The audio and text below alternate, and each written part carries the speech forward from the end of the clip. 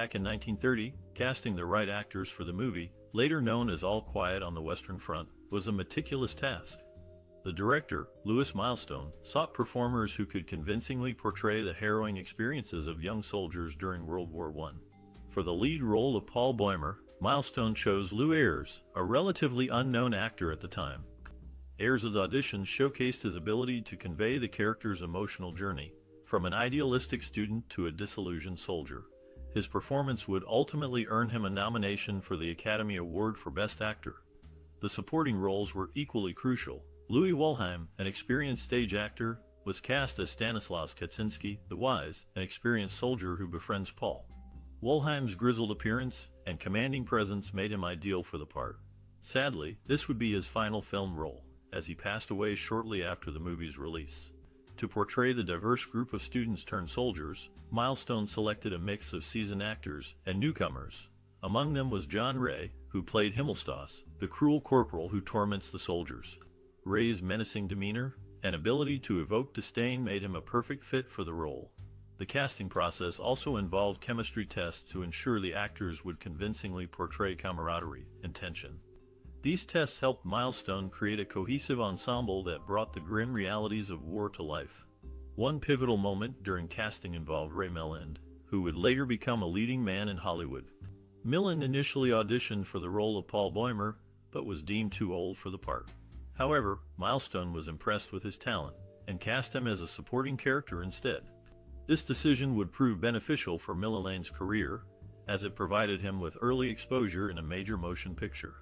In the end, the casting of All Quiet on the Western Front proved crucial to the film's success.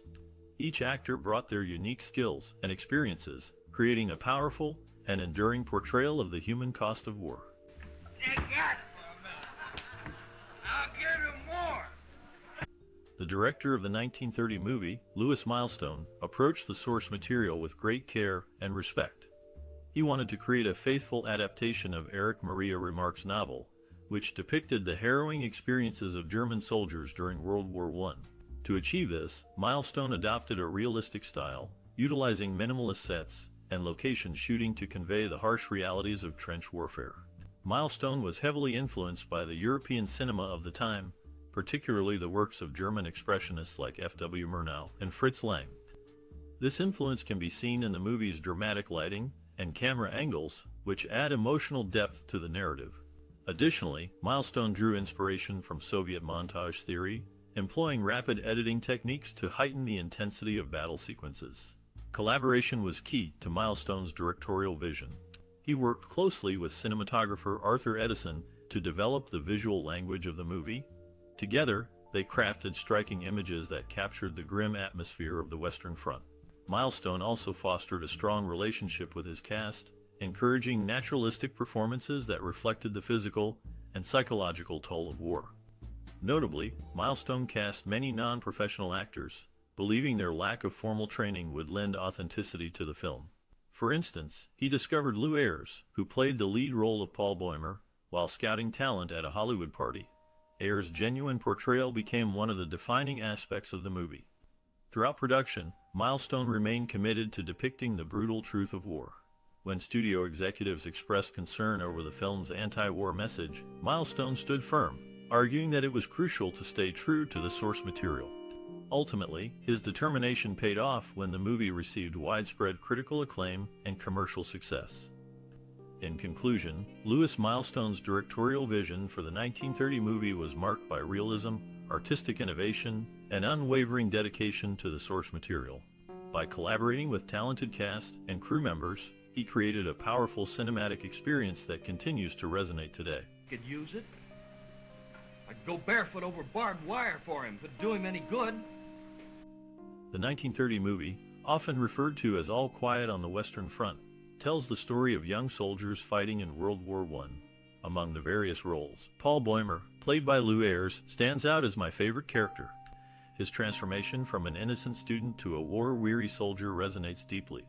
Did you know that this movie was almost banned due to its graphic depiction of warfare? Or that it won 2 Academy Awards despite initial backlash against talking pictures? There are more surprising facts coming up, so stay tuned.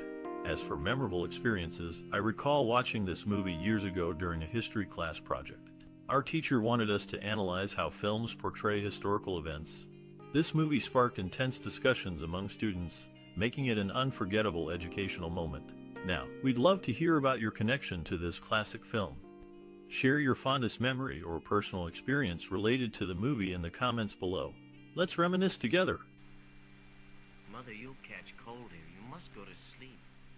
There'll be plenty of time to sleep. The making of the 1930 movie, based on Erich Maria Remarque's novel, took place primarily in Hollywood.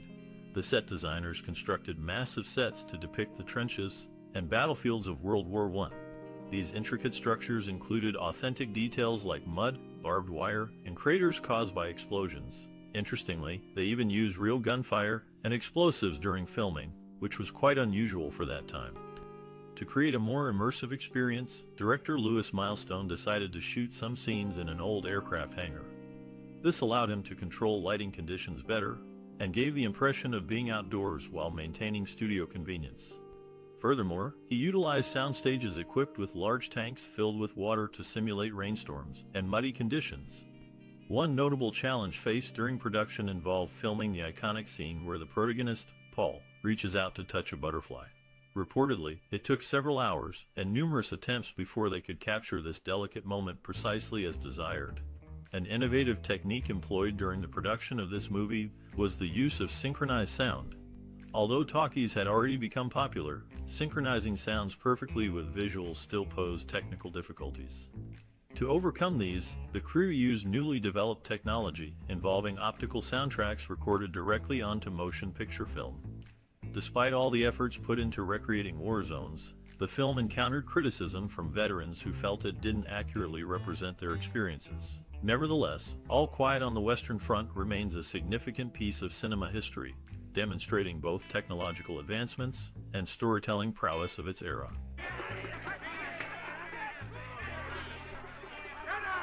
I'll feed you when you're all here.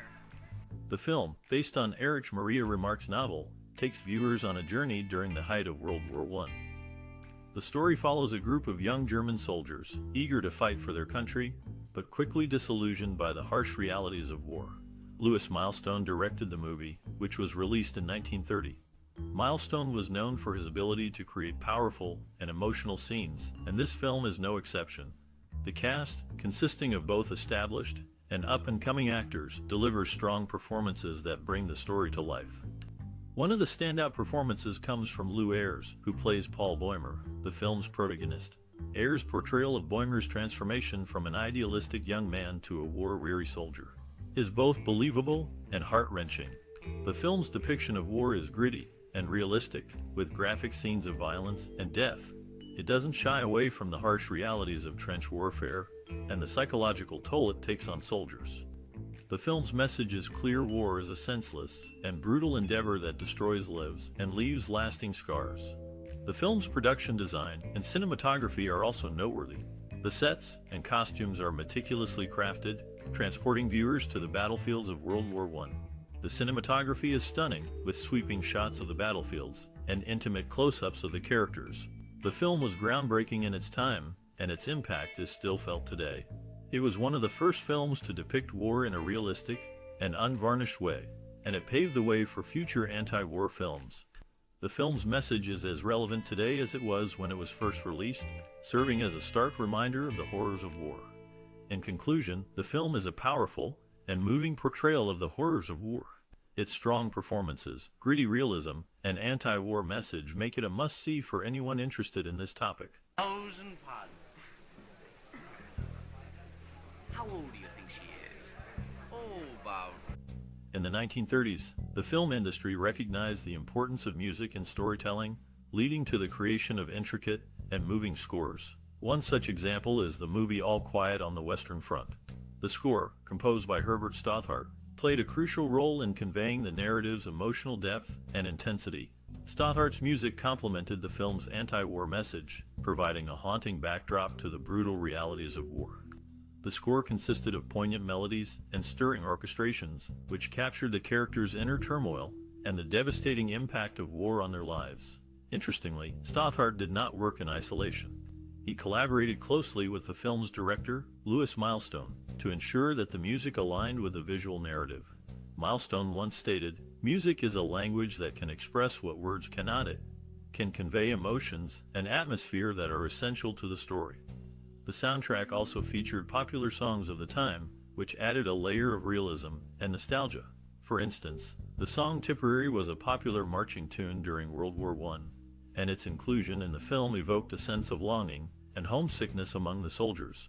Moreover, the soundtrack included sound effects, such as gunfire and explosions, which further immersed the audience in the film's setting.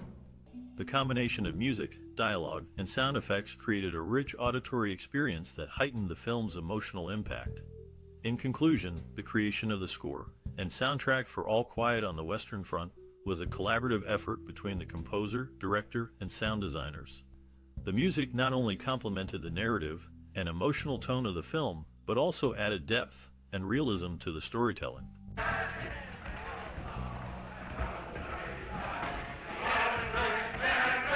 Before taking on acting roles, Lew Ayres was already making a name for himself as a big band musician, skilled in playing the tenor banjo, long neck banjo, and guitar.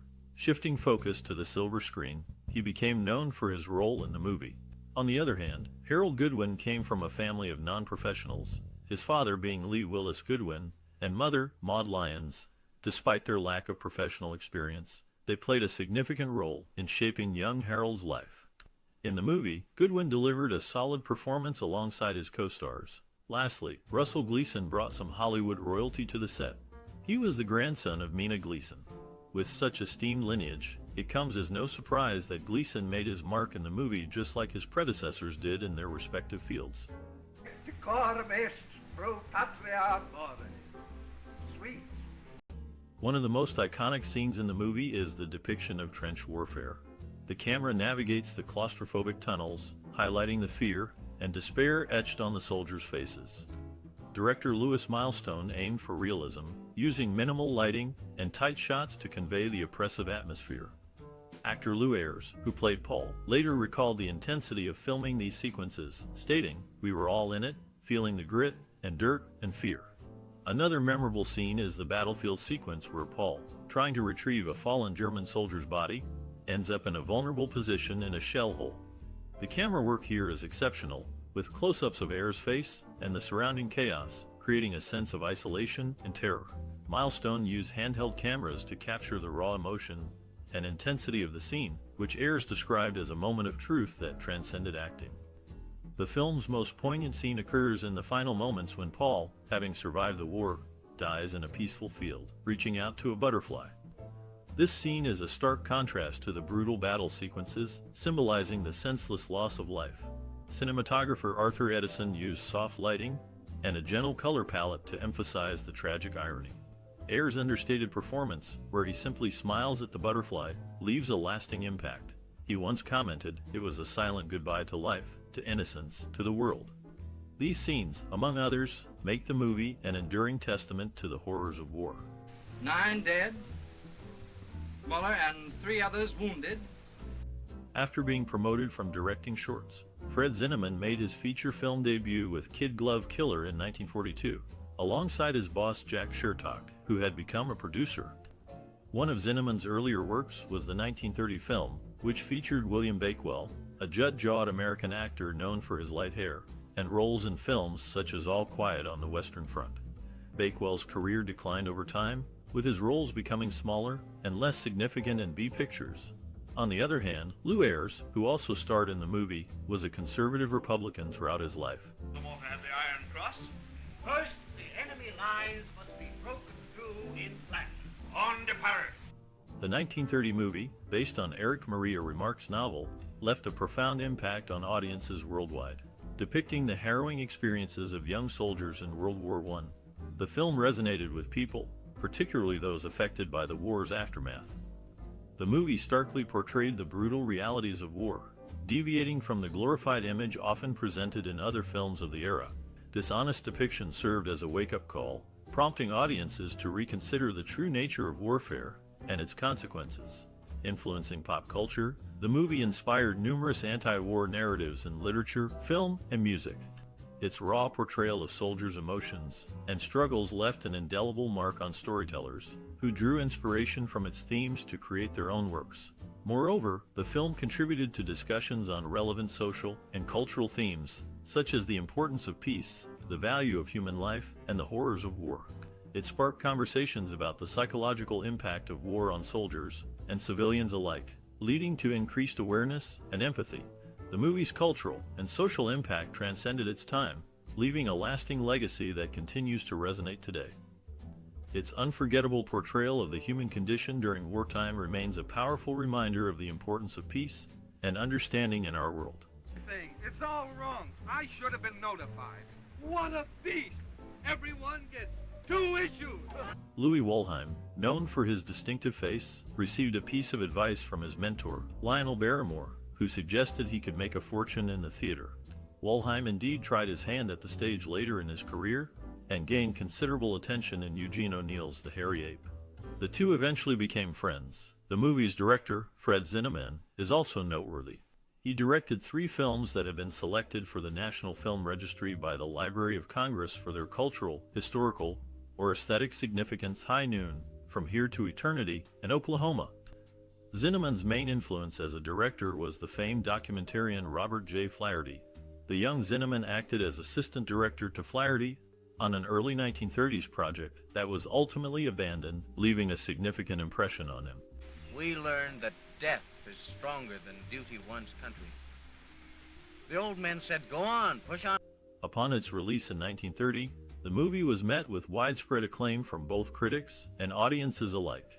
Noted critic Mordaunt Hall of the New York Times praised it as an impressive anti-war epic and commended its realistic portrayal of warfare.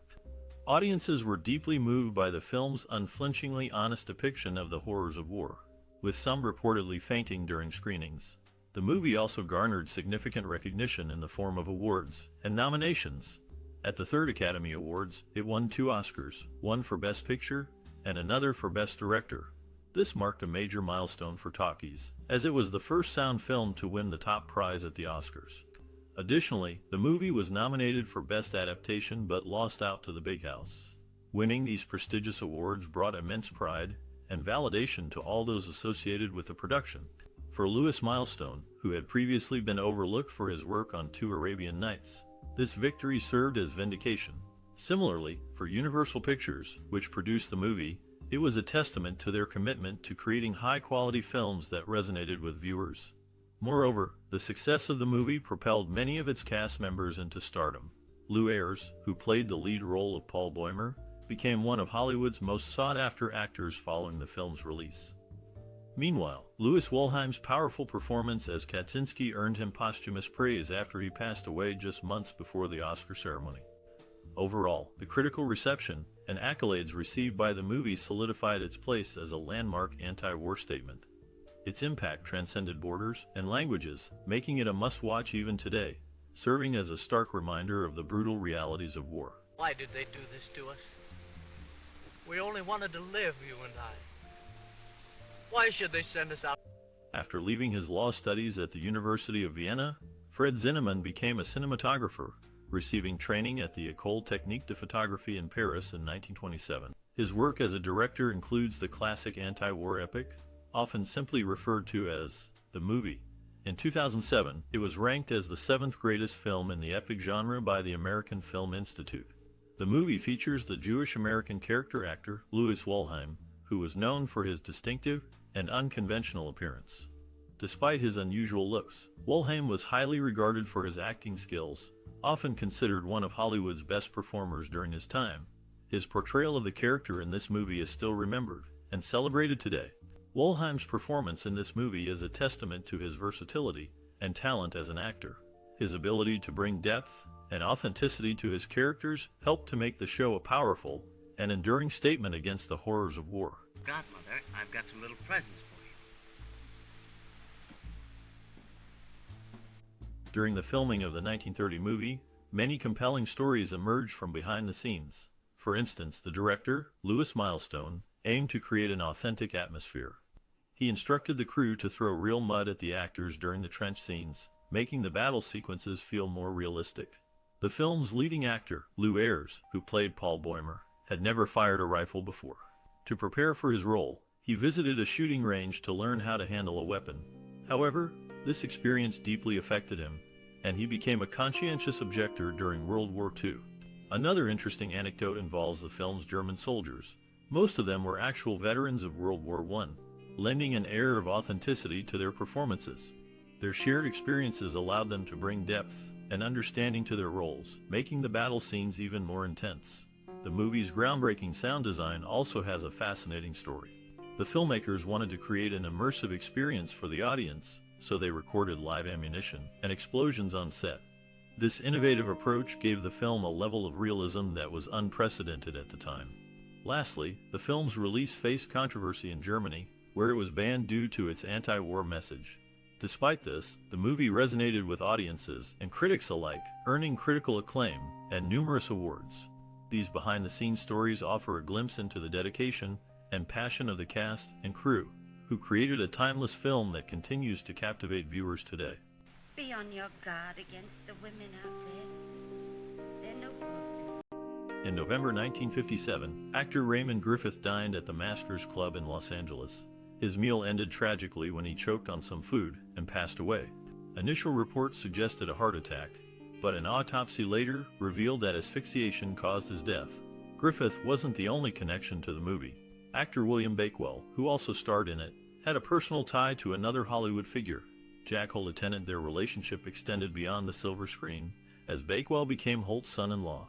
Sadly, their castmate Louis Wolheim experienced a different fate. He portrayed Kat Kaczynski in the film, and died just months after its release. His passing occurred at the young age of 50, leaving behind memories of his powerful performance. These three men each contributed uniquely to the production, making it an unforgettable piece of cinema history. Lovely, huh? And the first thing to do is to forget everything you ever knew. The 1930 movie, often referred to as All Quiet on the Western Front, left an indelible mark on film history. As one of the first films to depict war in such a raw and realistic manner, it paved the way for future filmmakers to tackle difficult subjects with honesty and grit. The movie's unflinching portrayal of the physical and emotional toll of war was groundbreaking and continues to influence war films today. The film's director, Lewis Milestone, employed innovative camera techniques to capture the chaos and brutality of the battlefield. This approach was a significant departure from the more staged and controlled style of earlier films, and it helped to create a sense of immediacy and urgency that drew viewers into the story. All Quiet on the Western Front also had a profound impact on the way that war was depicted in popular culture. The film's success demonstrated that there was an audience for realistic and thought-provoking portrayals of war, and it inspired a wave of anti-war films and literature in the following decades.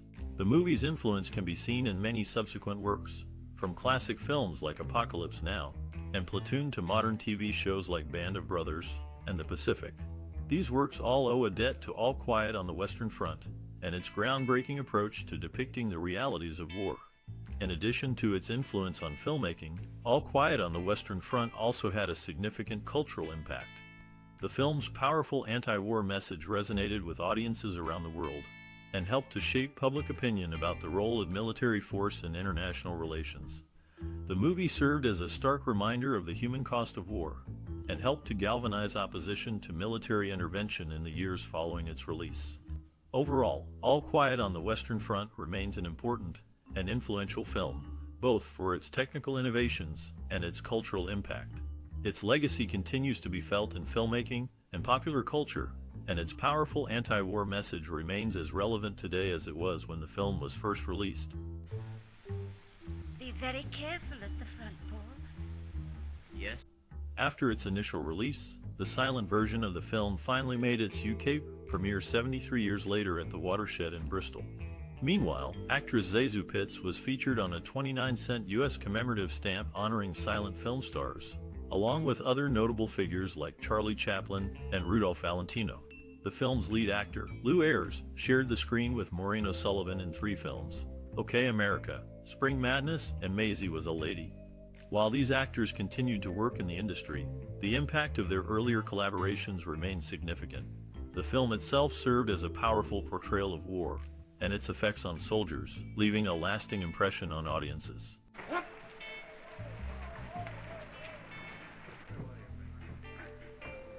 In making the film, director Lewis Milestone made a deliberate choice to exclude music from the soundtrack, aiming to maintain the seriousness of the subject matter. However, some theaters added their own music, as they were not accustomed to receiving films without any background scoring. The novel's complete text was not available in the USA until 1975, making the film an early adaptation of the work.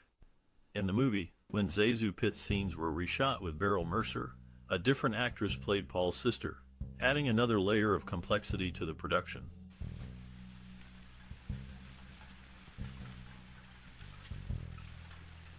Did you watch the powerful 1930 movie that brought the harsh realities of war into sharp focus? We're talking about All Quiet on the Western Front.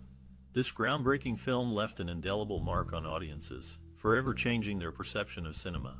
We would love to hear your personal stories and recollections of watching this incredible movie. How did it affect you? What scenes still linger in your memory? Share your thoughts with us and other cinephiles who appreciate the artistry behind films like these. Let's start a conversation. Perhaps you were deeply moved by its anti-war message or captivated by the haunting performances. Maybe you even felt compelled to delve deeper into understanding the complex nature of human conflict after watching it. Whatever your experience may be, we want to know. Don't forget to engage with our community by liking, sharing, and commenting on others' posts too. And if you enjoy exploring classic movies through our discussions, consider subscribing so you never miss out on another exciting journey down memory lane. So go ahead, take a moment to reflect on how All Quiet on the Western Front shaped your views on both cinema and humanity. Then join the discussion and let your voice be heard.